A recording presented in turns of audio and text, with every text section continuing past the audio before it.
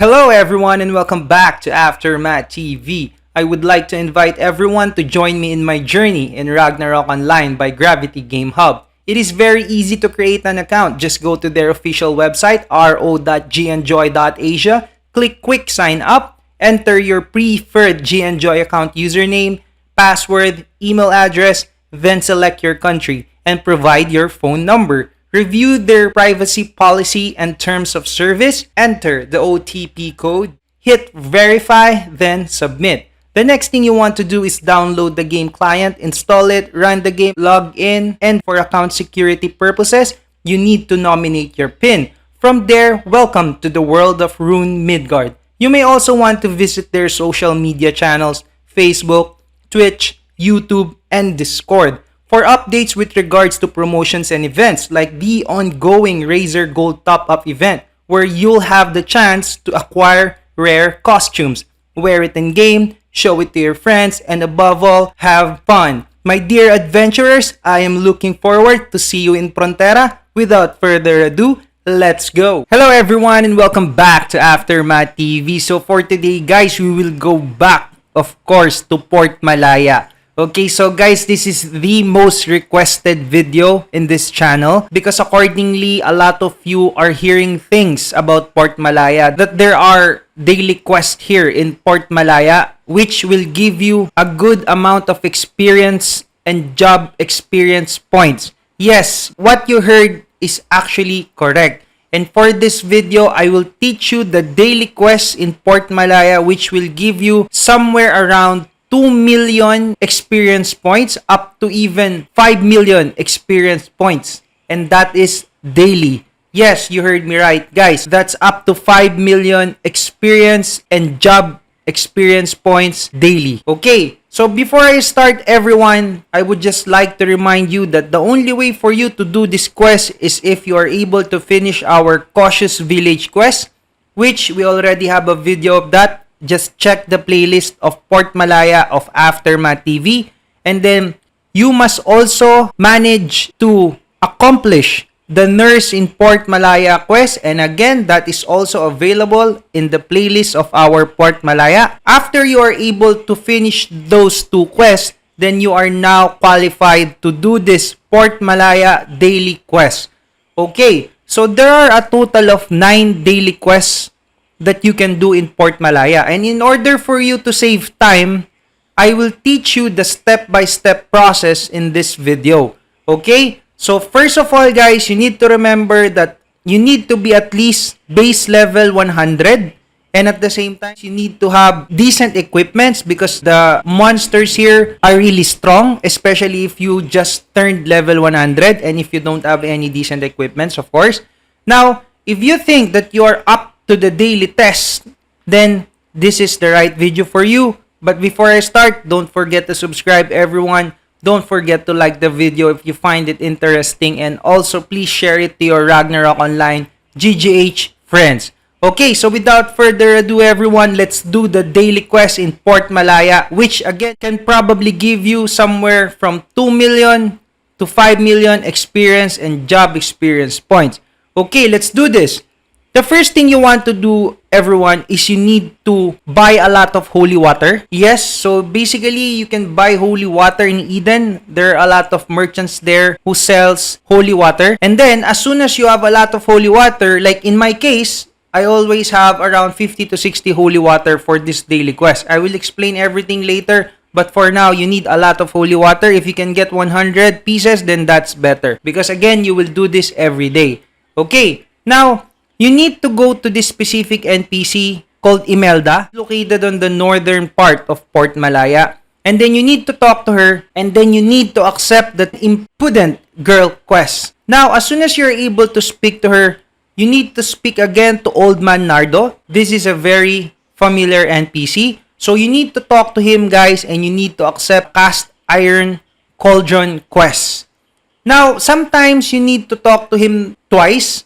And usually, he will give you the quest on the second time you interact with him. Okay, then after you are able to speak with Old Man Nardo, the next NPC that you want to visit is Blacksmith Pandoy. Yes, this is also a very familiar NPC. And then as soon as you reach Blacksmith Pandoy, you need to accept the Shiny Blade quest in order for you to progress in this daily quest in Port Malaya. Okay, now after that guys, you need to go to the west part or the northern west part of Port Malaya. The reason why I need you to go to the northwestern part of Port Malaya is because you need to collect bags of salt. And these are available on the beach side. Okay? As soon as you reach this specific part, you would see some sand-like objects. All you have to do is interact with them. As you can see, there are only 3 available sand traps. They call it sand traps. No worries, as soon as you're able to collect the 3 of these sand traps, it will just automatically replenish. So you just have to wait a few seconds and then you can basically interact with them again, because again, you need to collect a total of 6 bags of salt. Yes guys, that's 6 bags of salt.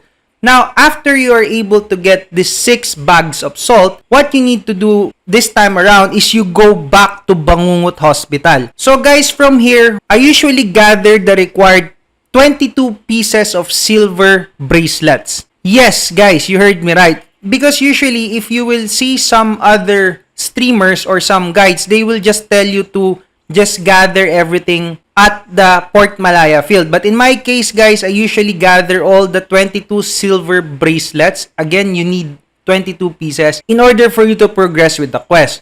Now, as soon as you enter the Bangungot Hospital, I usually kill all the monsters in here and then I usually grab all the silver bracelets that they drop. Be careful everyone, because the monsters here are strong and they are aggressive. Now, I suggest if you can form a party, that would be better. But if you will do this solo, like in my case, I did this alone. So as you can see, I had to use a lot of potions because again, the damages of the monsters here are really strong. Anyway, moving forward, just pick up all the loots. Okay, there are also some other items here that you can acquire in order for you to progress with the quest. Okay? So, as soon as you are able to kill a total of 10 Chanak and 10 Manananggal, yes, you heard me right. Let me repeat. You need to collect a total of 22 silver bracelets here. And then you need to kill a total of 10 Chanak and 10 Manananggal. Okay, as soon as you're able to accomplish those 3 things, what you need to do is you go outside the Bangungot Hospital. And this time around, guys, you need to go south of Port Malaya and you need to visit Rodel the Guard. Okay, so Rodel the Guard is located on the south part of the map. Now, as soon as you're able to talk to Rodel the Guard, just accept the quest called Get Rid of the Jejeling. Yes, guys, you heard me right. There's a Jejeling monster in Ragnarok Online by Gravity Game Hub. That's Jejeling. Okay, now on the east part of Rodel the Guard, you will meet the NPC called Pedro the Sailor. Okay, so you need to talk to Pedro the Sailor and ask about the ferry ride. So then he will tell you a short story about something unusual happening inside the ferry.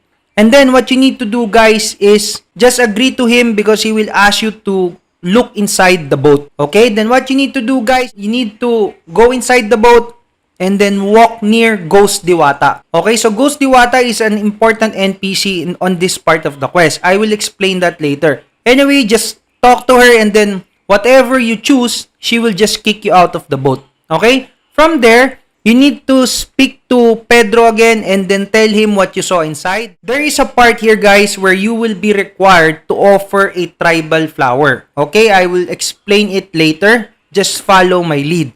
Now, after you are able to talk to Pedro the Sailor and then you are able to get the quest from him, the next thing you want to do is you go to the east side of the map and you need to talk to Collection Dealer Wong.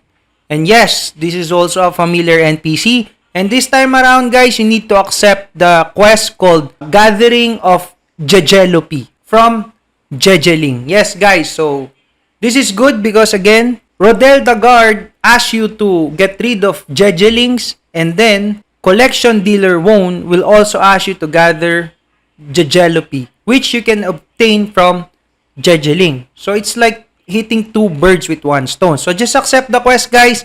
And then from here, guys, we will now go to Port Malaya Field 01. Okay, and then we will visit the small barrio called Mahiwaga. Okay, now guys, as soon as you reach the Malaya Field 01, you need to go to the center of the map. Just follow my rune knight and you need to look for this specific NPC called Maurice. Then you need to accept the quest called Maurice Child Quest. Yes, you heard me right, guys. So as soon as you're able to accept the Maurice Child Quest, basically we just have to look for the kid. And again, guys, just follow my rune knight because I will show you one of the location of the kid. Now, as soon as you are able to talk to her, you need to go to the east part of Barrio Mahiwaga to talk to Kiko.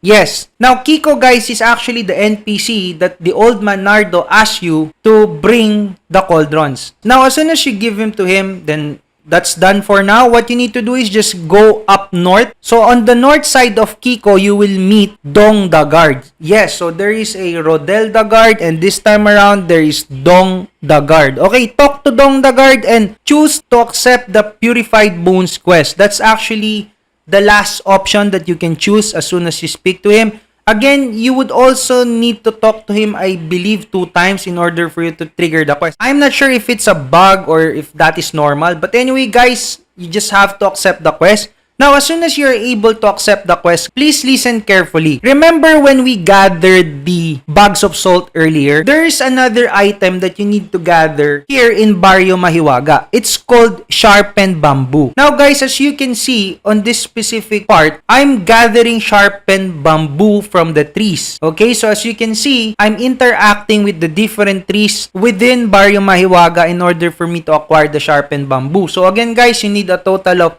6 sharpened bamboos. What you need to do now, guys, is you go to Port Malaya Field 02, or that is actually the northern portal of this map. Okay, as soon as you reach the Port Malaya Field 02, you will see a strange NPC.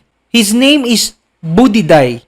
So he's just near the portal. So as soon as you enter the portal from Port Malaya 01, you will automatically see this NPC. Now, what you need to do, guys, is you need to speak to Budiday and then accept the can't look into his eyes quest. So, I believe that's the second option. And also, guys, I think, again, you need to speak to him 2 times in order for you to trigger the quest. Okay, guys, now as soon as you're able to speak to him, we will stop the video here. Please allow me first to remind you all the things that you need to gather. Okay? I will do a summary again, and please refer to the left part of your screen because I will post here the summary of the things that you need to gather. In order for you to progress smoothly, just follow my lead. By this time, you are able to gather the 22 silver bracelet in Bangungot Hospital. You are able to gather the 6 bags of salt on the northwest part of Port Malaya. And then also, by this time, you're able to gather the 6 sharpened bamboo in Barrio Mahiwaga. And then, I am also assuming that you already have the 10 holy waters needed for this quest. Okay, so from here, guys, what are the additional loots or items that you need to collect? Okay, so you need 3 beautiful flowers, 3 elegant flowers, 3 mysterious flowers. Okay, so those flowers will be used in order for you to finish the quest of Pedro the Sailor. Again, the tribal flower tribute. Okay, then other than the flowers, you also need to gather a total of 30 Jajelopes. And then we also need to gather 1 inside-out shirt. All of these required materials are available in Port Malaya Field 01 and Port Malaya Field 02. Now, all we have to do at this point of time is to kill monsters, gain some experience in the process. By the way, everyone, before we end this video, I would just like to inform everyone that Flame Basin is coming in Ragnarok Online by Gravity Game Hub. Yes, you heard me right. We will be able to experience the Flame Basin. And accordingly, it will come on May 26, 2022. So for further updates, details, I suggest you visit the official Facebook page of Ragnarok Online by Gravity Game Hub. See you all on the next content. Bye-bye.